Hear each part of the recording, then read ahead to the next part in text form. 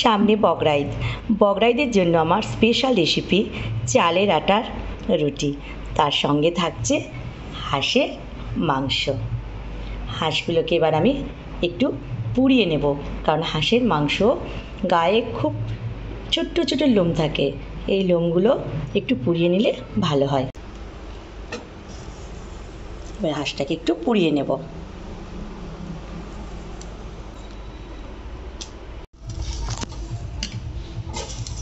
একটু ভালো করে পুড়িয়ে নিতে হবে, ছোট ছোট লোমগুলো থাকলেও আর থাকবে না, পুড়ে যাবে।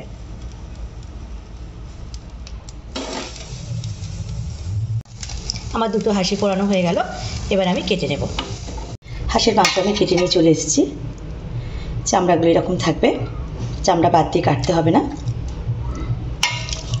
এবারে হাঁসের মাংসটা আমি ধোবো, কীভাবে ধুচ্ছি এটাই ফলো করবেন। হাঁসের যে একটা উটকো গন্ধ থাকে, এই গন্ধটা এইভাবে ধুলে আর কখনোই থাকবে না।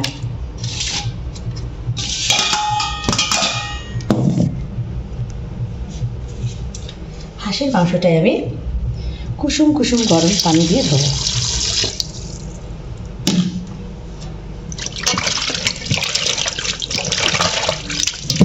শুধু ঠান্ডা পানিতে ধুলে হাঁসের একটা উটকো গন্ধ থেকেই যায়।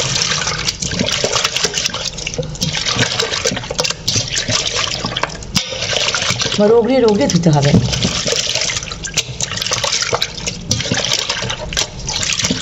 ধুয়ে নিয়ে ভালো করে ছেঁকে নেব। এরকম করে 5 বার করব, একবার নয়, 5 বার।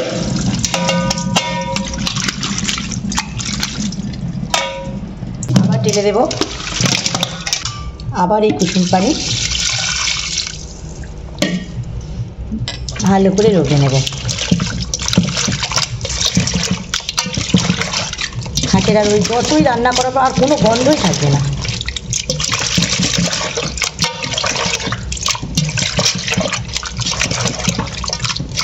হাঁসের মাংসের ধোয়াটাই আসল, এটাই অনেকেই জানে না। ওই জন্য অনেকেই বলে হাঁসের মাংস কীরকম গন্ধ লাগে।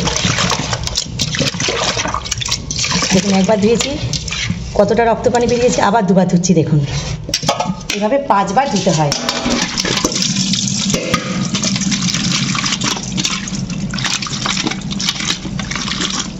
আমার 2 বার হয়ে গেল।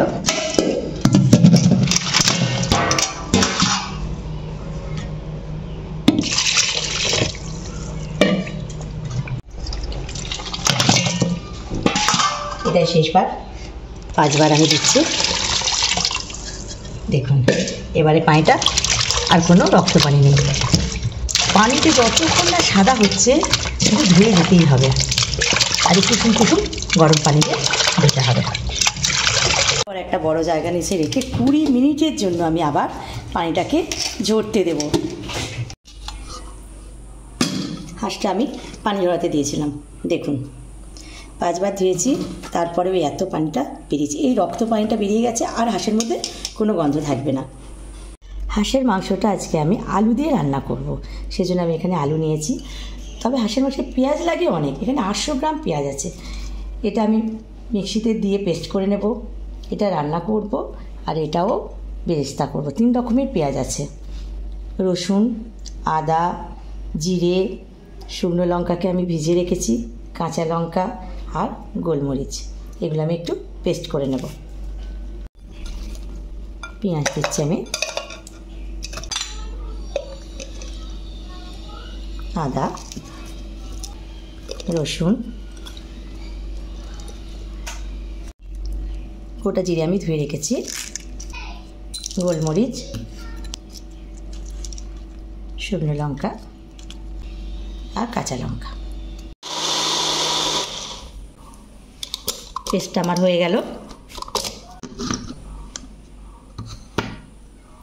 পেস্টটা আমি ঢেলে নিলাম। একটা কড়া বসিয়ে দিলাম, একটু তেল দিলাম। প্রথমে আমি আলুটা ভেজে নেব। তেল গরম হয়ে গেছে, আলুগুলো ঢেলে দিলাম। চামচ নুন আর 1/2 চামচ হলুদ দিয়ে আমি আলুটা ভেজে নেব।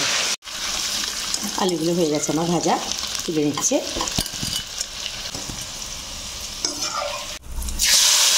পেঁয়াজটা দিয়ে দিলাম।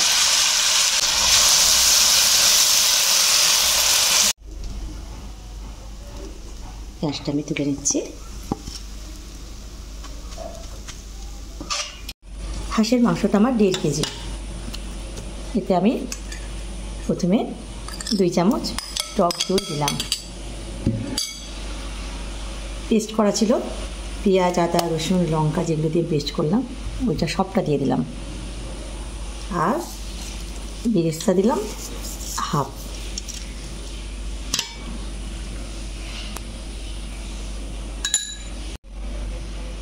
কটা গোলমরিচ, 1.5 চামচ নুন, হলুদ 1 চামচ আর এই 3 চামচের মতো ঘি দিলাম। এবার ভালো করে এটাকে আমি মাখিয়ে নেব। ভালো করে আমি মাখিয়ে নিলাম। এবার 30 মিনিটের জন্য ঢাকা দিয়ে রেখে দেব। এবার আমি একটা হাঁড়ি বসিয়ে দিলাম। 1 লিটার পানি দিলাম। গোটা ধনে, পেঁয়াজ, আদা, তেজপাতা, একটা স্টার আনিস, দারচিনি, এলাচ, লবঙ্গ, জয়ত্রী একটা। এটা আমি ফুটিয়ে নেব। হয়ে গেছে, আমি বন্ধ করে দিলাম। এবার এটা আমি ছেঁকে নেব।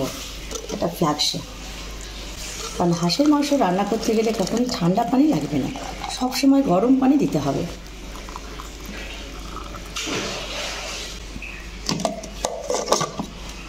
এবার কড়াটা আমি বসিয়ে দিলাম। আলু আর পেঁয়াজ যে তেলে আমি ভেজেছিলাম ওই তেলটাই আছে, তবে হাঁসের মাংসে বেশি তেল লাগে না, কারণ হাঁসের ওই চামড়াটা দিয়ে অনেকটা তেল বের হয়। পেঁয়াজ কুচি দিয়ে দিলাম।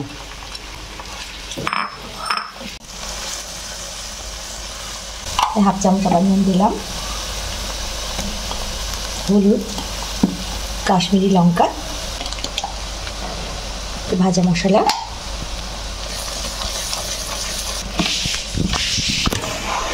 এবার আমি হাঁসের মাংসটা ঢেলে দেব।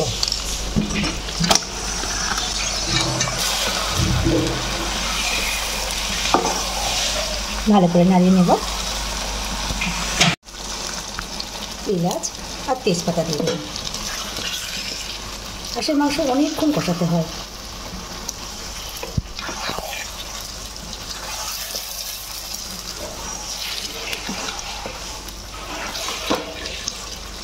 দিয়ে রাখবো।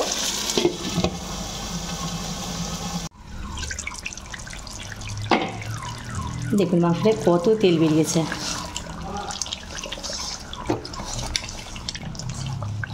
হাঁসের মাংস সেদ্ধ হতে দেরি হয়।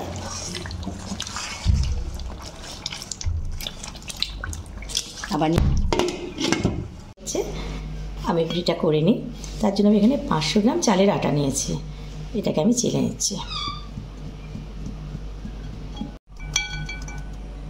চালা হয়ে গেল। একটু চালের আটা আমি তুলে রাখছি। 50 গ্রাম ময়দা আমি মিক্সড করছি। ভালো করে মাখিয়ে নেব। খামিরের জন্য হাঁড়ি বসালাম। 500 মিলি পানি দিলাম। এটা আমি ফোটাবো। আর অল্প নুন। পানিটা ফুটে গেছে, বেশিবার ফোটাবো না, একবার ফুটেছে। তো আমি আটাটা ঢালবো, একদিকে ঢালবো আর একদিকে দিয়ে নাড়তে হবে।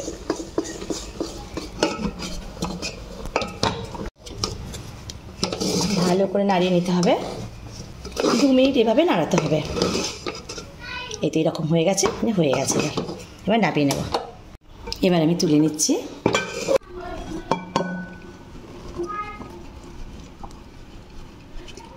সবগুলো ঢেলে নিলাম। 2 মিনিট থাক।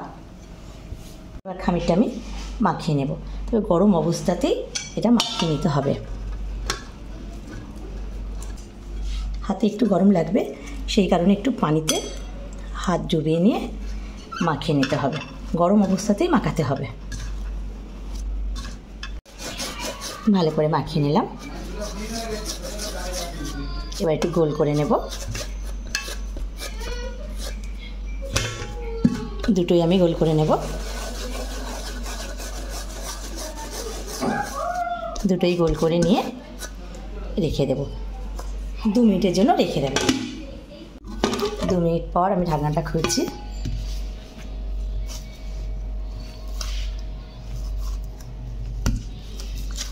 আর একটু মাখিয়ে নেব। নরম হয়ে গেছে। দুটো গোলাই আমি খুব ভালো করে মাখিয়ে নিলাম। একটা আমি তুলে দিলাম। তুলে দিয়ে ঢাকা দিয়ে রেখে দেব। এবার আমি লেচি কেটে নেব।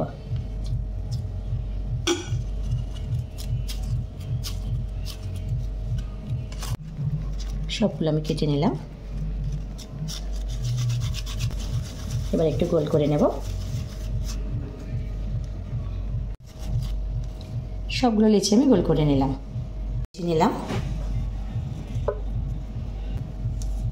চালের আটার মধ্যে একটু ডুবিয়ে নিয়ে হাত দিয়ে ঘুরিয়ে ঘুরিয়ে ঘুরিয়ে ঘুরিয়ে একটু বড় করতে হবে। উল্টে নেব, নিয়ে ধারগুলো একটু মুড়ে দেব। এবার একটু আটা নিলাম।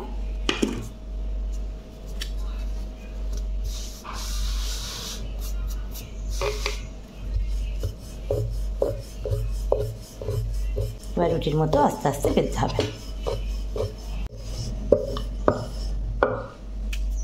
বড় করে এই রুটিগুলো হয়। এতটাই পাতলা হবে যে হাত, এই যে আঙুলগুলো দেখা যাচ্ছে। রুটিগুলো এবার আমি সেঁকে নেব। চাটু বসিয়ে দিলাম। রুটি দেওয়ার আগে প্রত্যেকবার চাটু ভালো করে মুছে নিতে হবে।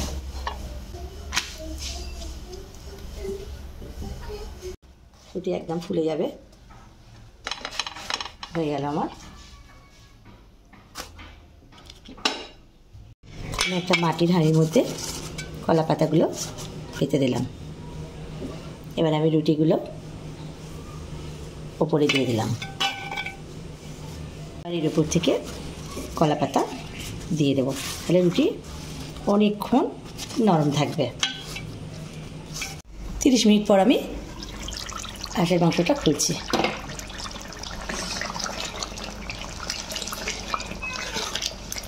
কত পানি বেরিয়েছে। আবার নেড়ে দিয়ে চাপা দিয়ে দেব। ঢাকনা খুলছি। পুরো তেল ছেড়ে দিয়েছে, আর একটুও পানি নেই। 1 ঘন্টা লাগলো কষতে। আলুটা দিয়ে দিলাম। আমি এখনো পর্যন্ত কিন্তু একটুও পানি দিইনি। গ্যাসের ফ্লেম ছিল লো। এবার আমি পানিটা দেব, এই গরম পানিটা। দিয়ে এবার ঢাকনা দিয়ে দিলাম। ঢাকনা খুলছি আমি। একটু গরম মশলা দিয়ে দেবো।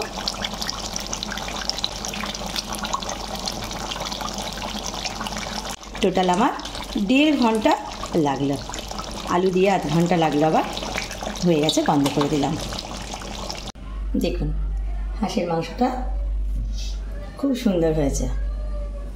আমি এবার তুলে নিচ্ছি।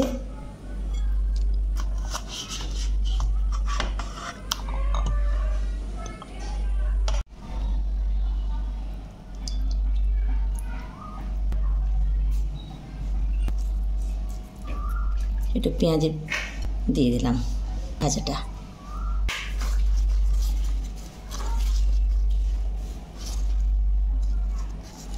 সব রুটি নরম।